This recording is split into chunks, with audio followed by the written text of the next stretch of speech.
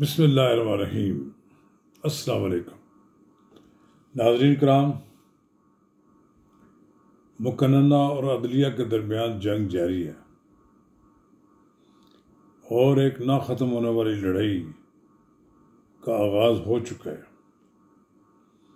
न जाने अदलिया पार्लियामेंट को क्या सज़ा देना चाहती है और फिर उसके जवाब में पार्लियामेंट ने अदलिया के लिए क्या सोच रखा है। ताज़ा तरीन इतलात तो यही है कि सुप्रीम कोर्ट का 3 रुकनी बेंच बैठ रहा है।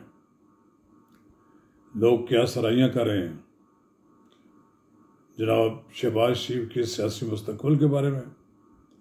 फिर लोग इस बात का भी क्या सराहियाँ कर रहे हैं कि जवाबी तौर पर पार्लियामेंट अपनी अदालत कब लगाती है।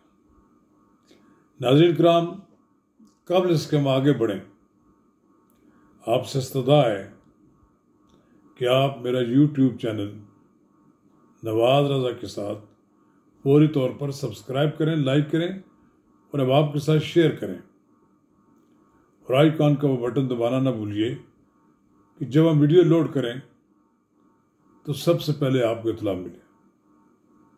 तो नाज़रीन चलते हैं। फिर कौमी असम्बली का इजलास भी मुसलसल मुनक्कद हो रहा है। स्पीकर ने भी इसको एडजर्न नहीं किया है, स्पीकर ने भी इसको जारी रखा हुआ है। सदर ने भी कोई एडवाइस प्रोरोग करने की इसलिए नहीं दी कि हुकूमत की तरफ से कोई एडवाइस गई नहीं, और ये इजलास इसलिए जारी है कि मुकन्नना के मुकाबले में सुप्रीम कोर्ट में अदालत लगी हुई है। चीफ जस्टिस अता बंदयाल, उमर अतया बंदयाल की सरबराही में 3 रुकनी बेंच हर कीमत पर 14 मई को इंतखाब कराने की कोशिश कर रहे हैं, जबकि सुप्रीम कोर्ट के पास मुसल्लह अफवाज के आला अफसरान भी पेश हो चुके हैं।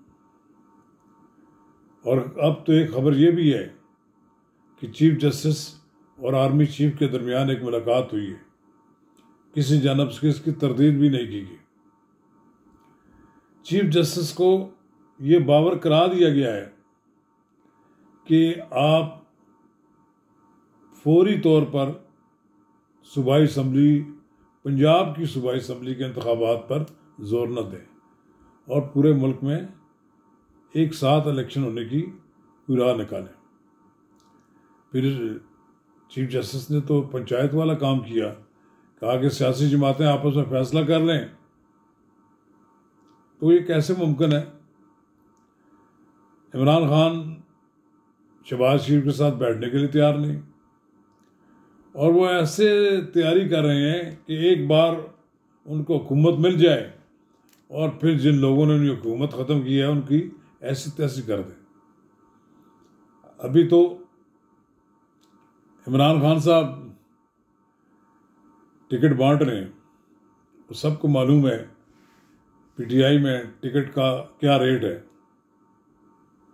और सबको ये मालूम भी है कि मुलाकात का क्या रेट है। इमरान खान साहब बिल्कुल ऐसे उनकी हालत हो गई है कि वो उनको इक़्तिदार से बाहर रहना एक एक दिन भी मुश्किल नज़र आ रहा है। हमारी अदालतों ने 1 साल तक तो अभी तक इमरान खान को न गिरफ्तार होने दिए हैं और ना ही उनके ख़ानदान के किसी फर्द को अभी तक तलब किया जा सके। नैब के केसेस हैं, FIA है, तोशा खाना है, पता नहीं क्या क्या चीज़ें। दूसरी तरफ अदालतें, हुकूमत मुकदमात बना रही है और अदालतें उनको मुसलसल रिलीफ दे रही हैं। ऐसा लगता है कि पैरेलल निज़ाम मुल्क में चल रहा है और हुकूमत को इमरान खान का एहतसाब करने की इजाज़त नहीं दी जा रही। इमरान खान साहब अब क्या फैसला करते हैं? अभी तो उन्होंने कहा है कि फिर 4 इलेक्शन करा दिए, जिसके अलावा और कोई बात नहीं है। चीफ जस्टिस ने जुलाई के वस्त में कहा कि वहाँ इंतखाबात करा दें, लेकिन मुझे नहीं लगता कि मौजूदा चीफ जस्टिस की मौजूदगी में इलेक्शन हो, इनकी रिटायरमेंट का इंतज़ार करेगी हुकूमत, और फिर सदर की भी रिटायरमेंट का इंतज़ार करेगी। ऐसी तारीख दी जाएगी कि दोनों बड़े सरबराहान अपने अपने अपनी अपनी हदूद में, एक सदर ममलकत, दूसरे चीफ जस्टिस, उसके बाद ये वो इलेक्शन कराएंगे।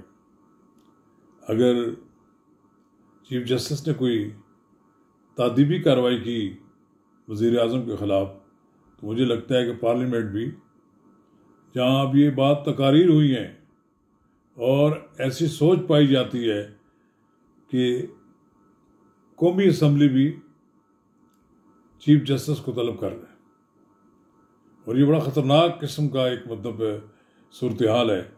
एक तरफ अगर सुप्रीम कोर्ट प्राइम मिनिस्टर को तलब करेगी, तो दूसरी तरफ फिर